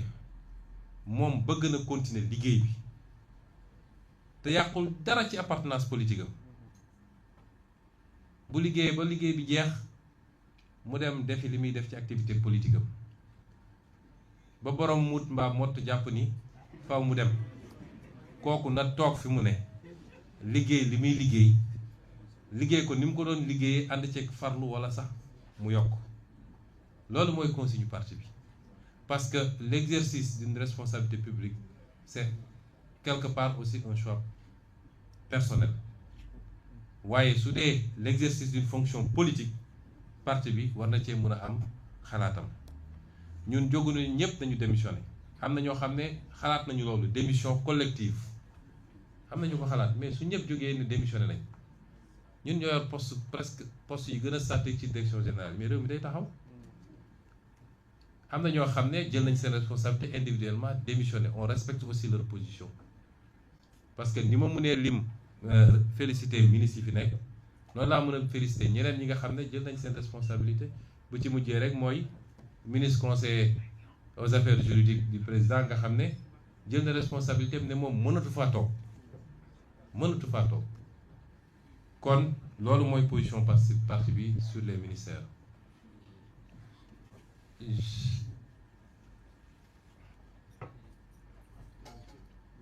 Je vais résumer pour la version française, elle sera moins longue, rassurez-vous. Nous avons tenu cette déclaration pour édifier les Sénégalais sur un certain nombre de choses par rapport à ce qui se passe actuellement. Comme vous l'avez suivi, il y a eu une évolution politique notable ces derniers jours. Le vendredi, coïncidant à quelle date? Le vendredi 22 mai 2026, le président de la République, son Excellence Bassirou Diomaye Diakhar Faye, m'a convié en tant que Premier ministre à une audience au Palais de la République. Je m'y suis rendu aux environs de 16 heures. Nous avons échangé et il a exprimé son souhait de mettre un terme à notre collaboration puisqu'il considérait qu'un certain nombre des positions que j'avais prises ces derniers temps l'incommodaient, posaient problème. J'ai pris acte et je lui avais donné juste une suggestion. Parce qu'à plusieurs reprises, j'étais allé le voir pour lui proposer cette solution. Que si le marigot était trop étroit pour nous deux, on avait une solution, une alternative. Moi, j'aurais pu me décaler et repartir à l'Assemblée nationale parce que j'avais mon mandat de député intact. Même si au moment où je parle, les gens magouillent pour pouvoir obtenir du Conseil constitutionnel une décision qui serait la plus unique que cette institution aurait rendue pour essayer de revenir sur ce mandat, ce qui est inacceptable. Parce que de 2016 à maintenant, les mêmes institutions, les mêmes organes, les mêmes leviers ont été utilisés pour comploter contre ma personne, pratiquement depuis que je suis en politique. Les mêmes leviers ont été utilisés pour me radier de la fonction publique, pour me fomenter des dossiers judiciaires, pour me persécuter, m'emprisonner, m'empêcher d'être candidat. Et de toute évidence, et vu la configuration, c'est les mêmes pratiques qu'ils comptent continuer. Donc, à plusieurs reprises, j'étais allé le voir pour lui proposer cette solution, qui consistait, de manière concertée, à ce que je puisse me décaler, moi, vers l'Assemblée nationale, qu'ensemble, nous discutions pour choisir un Premier ministre issu du parti, parce que c'est le parti qui est majoritaire, que nous discutions à la formation d'un gouvernement et que nous puissions ensemble continuer à cheminer. Ce qui n'aurait pas empêché, moi, à partir de l'Assemblée nationale, à continuer de l'aider dans ses tâches. Je lui ai proposé ça à 3 reprises, notamment au sortir des élections législatives où j'avais conduit la liste de Pastef qui était arrivée majoritaire avec plus de 80% des députés élus. Mais à chaque fois, il avait rejeté la solution en me disant que ta place est à côté de moi, dans l'exécutif, parce qu'il y a beaucoup à faire. On aurait pu le faire de cette manière, amiable. Mais il a choisi une autre voie. Il me l'a notifié, j'ai pris acte. Mais je lui ai suggéré, la seule chose que je lui ai demandé, je lui ai dit, Monsieur le Président de la République, ce pays ne peut pas se passer d'un gouvernement sérieux. J'ai été Premier ministre pendant 2 ans, je sais ce qu'il en est. La suggestion que je vous fais, c'est de ne pas annoncer la mesure tout de suite. Qu'on se donne 24 heures à 48 heures au maximum, le week-end, pour discuter ensemble des modalités pratiques de matérialisation de cette décision. Autrement, vous serez obligé. Il avait voulu que moi j'endosse partiellement, parce qu'il avait voulu que je dise que nous avons, c'est d'un commun accord que nous avons décidé de nous séparer. J'ai dit non, si on discute et qu'on trouve des convergences, des accords, je peux le faire. À défaut, il faut que vous preniez la responsabilité de dire que vous m'avez limogé. Alors il m'a dit, je dois aller rendre visite à l'archevêque de Dakar. Je reviens peut-être vers 18h, 19h, je vous ferai signe pour que nous puissions démarrer ces discussions. Quand cela ne tienne, je suis rentré au Petit Palais et j'étais à son écoute. À 20h35, il m'envoie un message pour me dire qu'il ne peut plus tenir la réunion et qu'il comptait annoncer la mesure de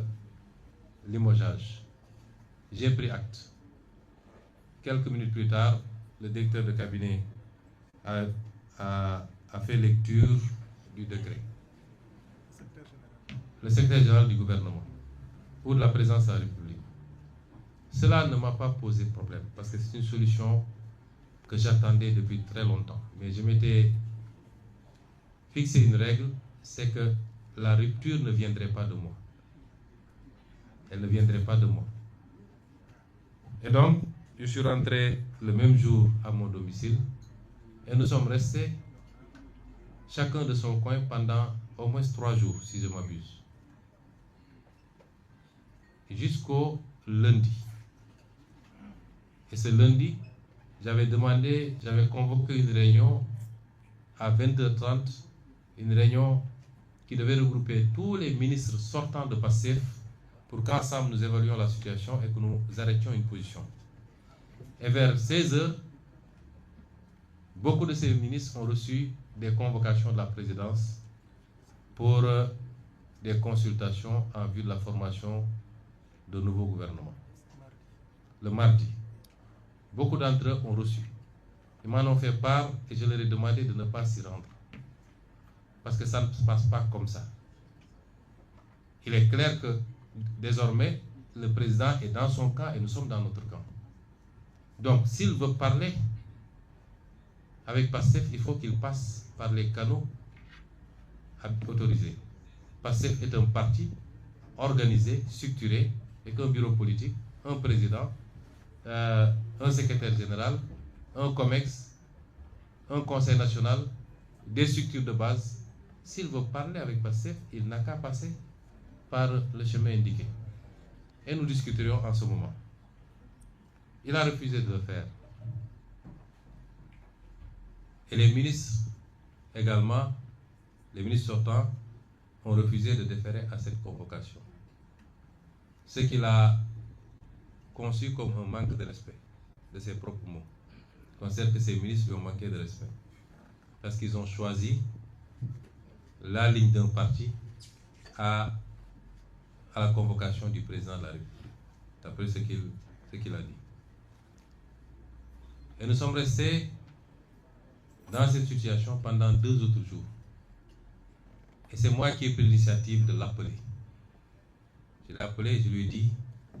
vous connaissez bien le parti PASTEF, vous savez comment ça fonctionne, vous y étiez. Le parti PASTEF est très organisé. Quand le président Macky Sall a souhaité me rencontrer en tant que président de PASTEF, lors de l'épisode de la Covid, je lui ai dit, vous étiez là. On a convoqué le bureau politique pour apprécier. Et l'avis majoritaire était qu'il fallait aller répondre. On ne s'en est pas arrêté là. On a fait une conférence avec l'ensemble des 46 départements qui ont donné leur opinion. Ensuite, avec la diaspora. Chacun a donné son opinion et l'avis majoritaire, c'était qu'il fallait répondre à cette convocation. C'est ça qui m'avait amené pour la première fois au palais à une rencontre avec le président Macky Sall. Et c'est comme ça que ça se passe. Quand le président Diouf a voulu avoir le président Wade dans son cabinet, dans son gouvernement, il l'a appelé, ils en ont échangé, ils sont accordés sur l'essentiel. Et ce président Wade, on lui a notifié les portefeuilles ministériels et il a choisi ses collaborateurs. C'est comme ça que ça se passe. Donc vous ne pouvez pas venir contourner le président du parti, les instances du parti, appeler les gens individuellement. Or, nous ne vous avons pas fermé la porte. Si vous m'appelez, malgré tout ce qui s'est passé entre nous, toute la discourtoisie qu'il y a eu dans nos relations, et malgré tout ce qu'on a fait pour vous, mais malgré tout, si vous m'appelez, je viendrai répondre. Et on discutera. Il a refusé en disant qu'il ne recevrait pas. Je lui ai dit maintenant, j'ai l'impression que le problème est devenu un problème personnel. Je ne sais pas qu'est-ce que je vous ai fait. Je ne sais pas pourquoi il y a une fixation sur ma personne. Je ne sais même pas si c'est une fascination. Je ne sais pas quel est le problème. Mais je m'écarte et je désigne 4 membres du parti qui sont tous des caciques de ce parti et qui ont tous une relation particulière avec toi. En l'occurrence, M. Alioune Sall, ici présent, M. Birame Souleye Diop, ici présent, M. Daouda Ngom et M. El Malick Ndiaye. Il m'a dit, je ne vais pas les recevoir parce qu'ils m'ont manqué de respect. Car cela ne tient. J'ai essayé de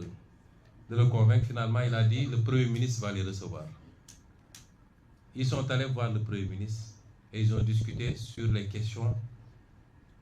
que le parti avait soulevées, notamment la gestion de la dette, le pouvoir d'achat des Sénégalais, son maintien, à défaut de baisser au moins son maintien au niveau actuel. Ça a été un combat pendant des mois et des mois à la primature. Ensuite, la question des renégociations des contrats stratégiques du pays, sur laquelle nous avons eu des résultats appréciables. Et enfin, la question de la justice et la reddition des comptes, qu'on avait promis aux Sénégalais, mais qui est totalement sabotée depuis qu'on est là. Et sabotée de l'intérieur. Ce qui fait qu'en 2 ans, il n'y a rien qui a été fait au niveau de ces dossiers. Rien de consistant en tout cas. Il dit, ces questions, c'est des préoccupations du parti. On a discuté, il a pris l'engagement en disant qu'il m'a avoué qu'il n'avait pris aucun engagement, lui et son ministère des Finances, vis-à-vis du FMI, allant dans le sens d'une restructuration de la dette, qu'ils ont maintenu la même position et qu'ils travaillaient sur une solution différente, notamment de garantie. D'accord. Sur la question du pouvoir d'achat, il a dit qu'autant que possible, ils feront tout pour ne pas augmenter ou libérer les prix, ou appliquer la vérité des prix sur certains produits qui sont subventionnés, mais que si ça devenait intenable, ils seront obligés d'appliquer la vérité des prix. De la même manière, la dette, si la situation devenait intenable, ils seraient obligés d'accepter la restructuration. À propos des négociations, il a dit que rien n'a changé, sauf qu'il faut qu'on regarde au cas par cas parce qu'on commence à avoir des notifications de contentieux. Et enfin, à propos de la justice, il considère qu'on a la meilleure justice du monde. Je ne parle pas de la justice de manière générale d'ailleurs,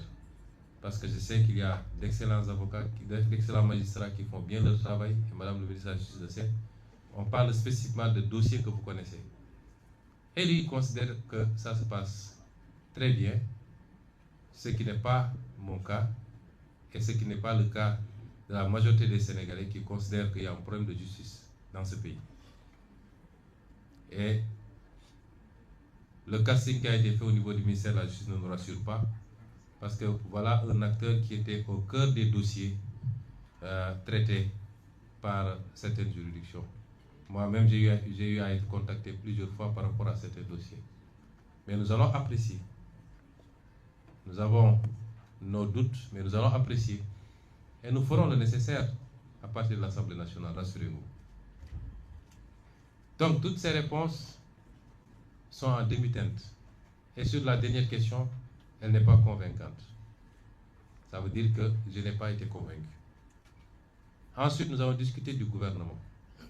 Je lui ai dit, PASTEF est le parti majoritaire qui détient 130 députés sur 165 à l'Assemblée nationale. C'est le parti majoritaire.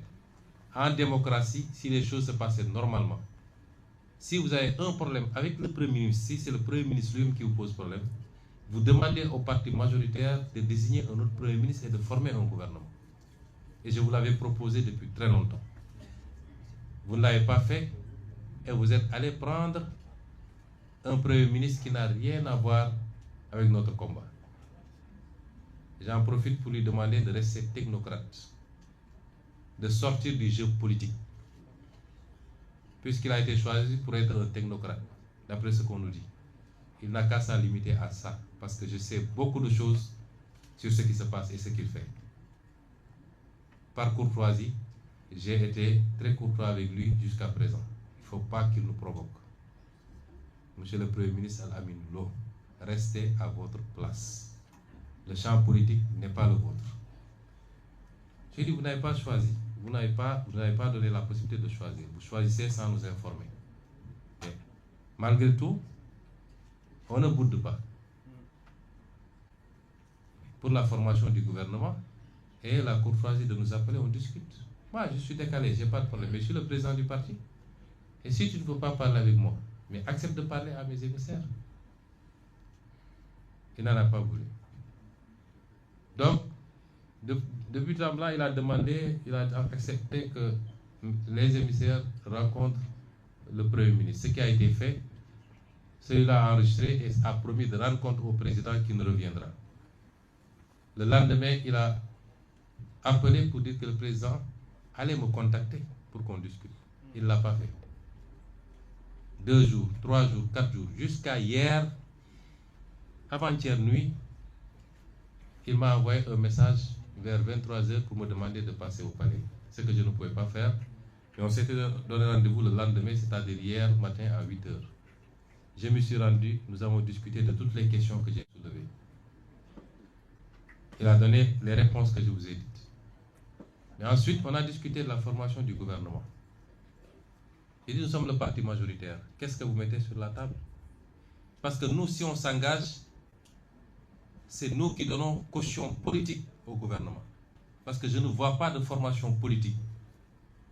digne de ce nom, capable aujourd'hui d'assumer la place de PASTEF. Et on ne peut pas former un gouvernement, gérer un exécutif sans une assise politique sérieuse. Ça n'existe dans aucun pays du monde. Ce qui se passe est inédit. Hier, on a eu un gouvernement qui est un gouvernement suspendu, sans ramification, sans assise politique. Historiquement, le Parti socialiste a dirigé pendant 40 ans avec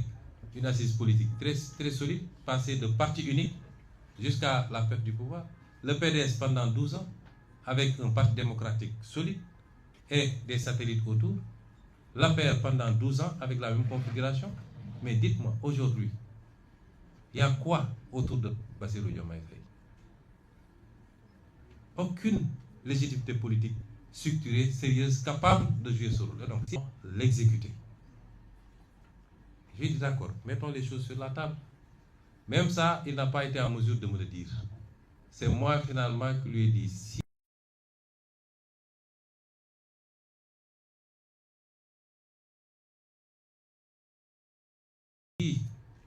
j'en déduis, si j'analyse un peu les convocations que vous aviez faites, si je retiens, j'analyse les convocations que vous avez faites le premier jour, vous avez convoqué 7 ministres de Pastef. J'en déduis que c'est ces 7-là que vous vouliez nommer en réalité. C'est là où il a finalement avoué qu'il voulait proposer 7 portefeuilles sur un gouvernement de 30 ministres avec 0 portefeuille de souveraineté à Pastef. Et parmi ces 7-là, il y en avait 3 que nous ne considérions plus être des représentants de Pastef. Parce qu'ils ont outrepassé les consignes du parti pour aller répondre individuellement. Notamment le ministre Bala Moussa Fofana, le ministre Si, comment ça s'appelle? Ibrahim Si. C'est bizarre, j'ai jamais pu retenir son nom, son prénom d'ailleurs. Ibrahim Si, le ministre Yankouba Diémé. Je lui ai dit, si on devait s'accorder, même ces 3-là ne sont pas des ministres de Pastef.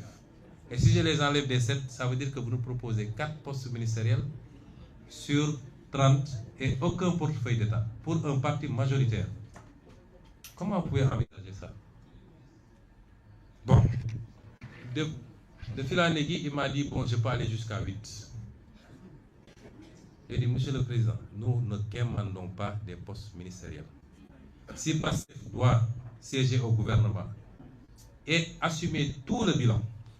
parce que quand ça va marcher, on va dire c'est Diomaye, mais quand ça ne marche pas, on va dire que c'est Pastef. C'est comme ça que ça marche dans ce pays. Nous, on n'a rien à gagner à entrer dans ce gouvernement. Nous avons fait 2 ans à la primature avec un gouvernement majoritairement Pastef. Notre bilan est largement positif. Nous avons bloqué les prix, nous les avons baissés, nous avons renégocié les contrats, nous avons révélé la dette cachée, nous avons respecté toutes les échéances de la dette, nous avons tenu tous les engagements de l'État, nous avons réussi les grands programmes sur des campagnes agricoles. Notre bilan est positif. Nonobstant l'héritage très difficile avec cette dette cachée. Nous ne gagnons rien aujourd'hui à entrer dans le gouvernement. Si on y entre, c'est par patriotisme. Nous avons beaucoup à perdre en entrant dans ce gouvernement, avec un président dont nous ne savons plus l'orientation. À partir de ce moment, Pastef n'entrera pas dans un gouvernement où il ne peut pas avoir au moins la moitié des portefeuilles ministériels, avec des portefeuilles de souveraineté, avec une continuité à l'Assemblée nationale, et nous allons vous accompagner. Il est resté figé dans ses positions. Je lui ai dit d'accord, je vais rendre compte. J'ai rendu compte à l'ensemble des ministres qui ont rejeté et l'ensemble des autres membres du parti qui ont rejeté totalement, massivement et sans exception. Et c'est pourquoi ensuite je l'ai appelé pour lui notifier la décision du parti de ne pas rejoindre un gouvernement dans ces conditions. Je sais que l'accouchement a été très difficile.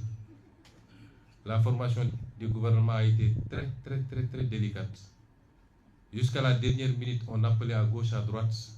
sans avoir eu le temps de contrôler même les profils, pour proposer des portefeuilles ministériels à gauche, à droite. Un pays, c'est sérieux. Un gouvernement, c'est sérieux. J'ai l'impression que le président Bassirou Diomaye Faye ne sait pas ce que c'est un gouvernement. On ne forme pas un gouvernement dans ces conditions. Hier, jusqu'à 19 h, des militants de PASTEF, ici et de la diaspora, m'ont contacté pour me dire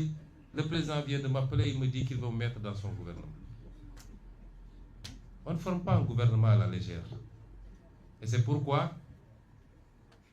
nous avons un gouvernement qui sera difficile.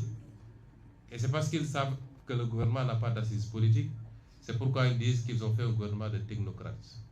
Tous les politiques sont des technocrates. Moi, je suis inspecteur des impôts, Birame Souleye est inspecteur des impôts, Yassine était fonctionnaire aux Nations Unies, ainsi de suite. Aliou Saleh est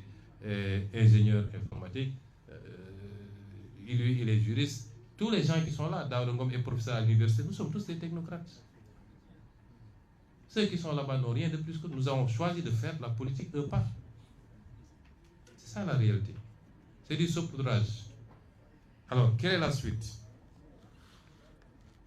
Nous sommes obligés de cohabiter. J'ai alerté le président il y a quelques mois. J'ai été le premier à parler de cohabitation douce. Ça aurait pu être dans la configuration qui était en vigueur à ce moment. Et il n'en a pas eu, il n'en a eu cure. Nous sommes, qu'il le veuille ou pas, dans une situation de cohabitation. Il n'a pas un seul député à l'Assemblée nationale sur 165. Un seul. PASTEF a 130 députés sur 165. Ça, si ça n'impose pas la cohabitation, ce serait quoi la cohabitation? Il faut qu'il arrête qu'on le pompe pour lui dire c'est toi le président, tu as tous les pouvoirs. Il n'a pas tous les pouvoirs. Il n'a pas plus de pouvoir que les autres d'ailleurs, actuellement, dans la configuration actuelle. Il faut qu'il redescende de son piédestal et qu'on se parle en responsable, dans l'intérêt de ce pays. Ceux qui le poussent à aller vers une guerre ne lui rendent pas service. Je lui parle en tant que grand frère, je ne parle même pas du président. Ils ne lui rendent pas service. La politique a ses règles. Dans tous les pays du monde, on est obligé. Même dans les pays où le régime est présidentiel strict, comme aux États-Unis, quand le président perd les élections de mi-mandat, il est obligé de faire avec un congrès où il est minoritaire et il négocie pour ne pas avoir de shutdown et qu'on lui adopte son budget. C'est ça la démocratie. Parce que c'est la volonté populaire qui s'est exprimée et qui a dit je confie l'Assemblée nationale à cette force politique. Il faut respecter cela. S'il ne le fait pas, il va nous entraîner vers une crise dont le pays n'a pas besoin. Les Sénégalais sont fatigués. Ce qu'ils attendent de lui, en tant qu'exécutif, avec son gouvernement, son budget, c'est de faire moins de politique politicienne. Et malheureusement, il s'est encadré de gens qui ne font que ça, et de se mettre au travail. Nous sommes là pour l'accompagner. Et c'est pourquoi j'ai dit tout à l'heure que si je le voulais et si PASTEF le veut, demain, en tout cas dans 72 heures, ce gouvernement peut tomber. Parce qu'on a la possibilité de censurer. Mais on n'est pas dans des histoires de vendetta. Nous nous préoccupons d'abord de l'intérêt supérieur de ce pays. Et c'est pourquoi nous ne censurerons pas. Nous allons les accompagner. Et je lui ai dit ça hier dans son bureau. Ton adversaire, ce n'est pas nous. Même en perspective 2029, ce n'est pas nous tes adversaires. Ce n'est pas nous. Si tu veux avoir quelque chose en 2029, réponds aux préoccupations des Sénégalais. Quand vous gérez le pouvoir, votre bilan, ce n'est pas est-ce que j'ai pu liquider tel homme politique, etc. Il faut demander au régime qui était là. Votre bilan, c'est est-ce qu'on a réglé les questions du pouvoir d'achat, d'adduction d'eau, d'électricité, de soins de santé, ainsi de suite. C'est ça le bilan. Donc qu'ils se mettent à ça et nous sommes là pour l'accompagner. Tout ce qui incombera à l'Assemblée nationale dans le vote de la loi, dans l'exécution, l'accompagnement budgétaire, dans le contrôle des politiques publiques, dans le contrôle de l'action gouvernementale, tout ce qui est du pouvoir de l'Assemblée nationale, nous sommes là pour le mettre à disposition et accompagner pour qu'il réussisse. Parce que s'il réussit, nous aurons réussi nous également. Nous en sommes là. Mais il faut être deux pour faire la paix. Il faut être deux pour faire la paix. Et les provocations ont déjà démarré. Parce que tout ce qu'ils sont en train de faire, convoquer des députés en pleine session, vouloir les arrêter dans l'enceinte de l'Assemblée nationale, arrêter à gauche, à droite des militants, c'est pour essayer de provoquer Pastef, de provoquer une réaction, surtout au niveau des jeunes, et de pouvoir communiquer sur une image d'un parti qui serait un parti belliqueux, un parti, etc. C'est pourquoi j'en appelle encore une fois aux jeunes. Restez calmes. La directive a toujours été la même depuis longtemps. Restez calmes et sereins. Continuez le travail politique qu'on vous a confié, de massification, de communication, d'organisation. Certaines déclarations, ça n'apporte rien au parti. Certains comportements n'apportent rien au parti. Donc la paix, il faut être deux pour la faire. Et il ne faut pas qu'ils soient les premiers à être dans la provocation. À utiliser les mêmes leviers que les gens ont utilisés pendant 10 ans pour fracasser du Sonko, pour casser du Pastef, en utilisant la justice, le Conseil constitutionnel, les FDS. Il faut qu'ils sortent de ça, parce que je sais qu'il y a des gens qui lui font croire à ça. Ça ne lui apportera absolument rien. Restons dans la sérénité. Mettons les intérêts supérieurs de ce pays au-devant de toute autre préoccupation. Mettons-nous au travail pour soulager les Sénégalais. Rassurons les partenaires du Sénégal, les bailleurs de fonds, les investisseurs. Parce que si on entre dans une crise de dissolution, de censure, mais ils n'auront jamais d'accord avec le FMI. Et personne ne viendra au Sénégal pour investir. Je ne devais pas être le premier à me préoccuper de ces questions-là. Ça devait être le président lui-même. J'en appelle à la responsabilité des uns et des autres. Et à un dialogue intelligent, un dialogue politique intelligent et constant, constructif pour l'intérêt du pays. Après, chaque chapelle politique va dérouler ses actions politiques pour atteindre ses objectifs politiques, dans le cadre des lois de ce pays. Il faut qu'on évite de replonger ce pays dans ce qu'il a connu il n'y a pas très longtemps. Nous n'avons pas le droit. Le président Bassirou Diomaye n'a pas le droit. Et à partir de ce moment, je voudrais dire également que je voudrais rendre hommage d'abord aux messieurs et aux dames ici autour de moi.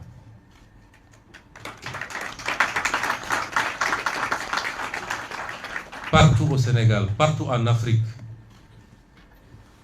votre attitude a été saluée. Parce que c'est pas courant en Afrique d'avoir ces postes. Je disais ce matin que Pastef est en train de hisser le jeu politique au Sénégal à un niveau qu'on n'avait jamais imaginé. Souvent on voyait dans ce qu'on appelle les grandes démocraties, ces configurations, etc. Tout le débat, est-ce qu'on peut le faire, le réussir tous ensemble, avec l'opposition, avec le pouvoir, sans abîmer nos institutions et sans rouvrir la porte au vieux démon. C'est ça le débat. Mais ce qui se passe actuellement, c'est un niveau de démocratie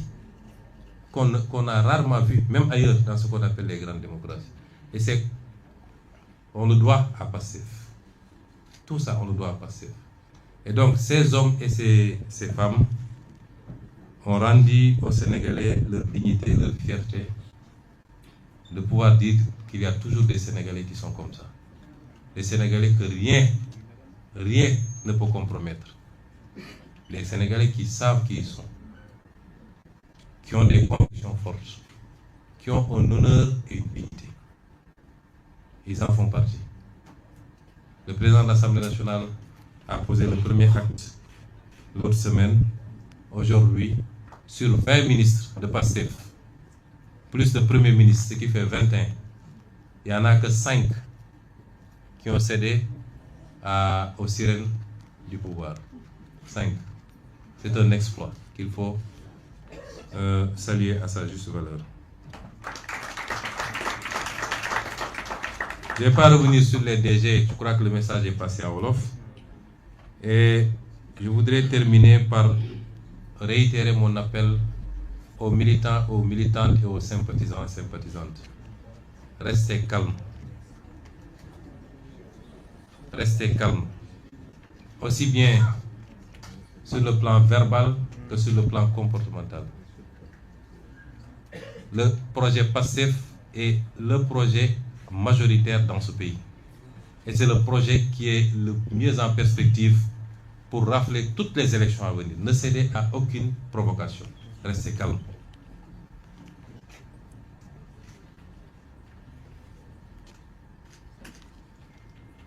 Je voudrais demander aussi aux directeurs généraux et autres, j'ai dit que ce n'est pas la peine de revenir,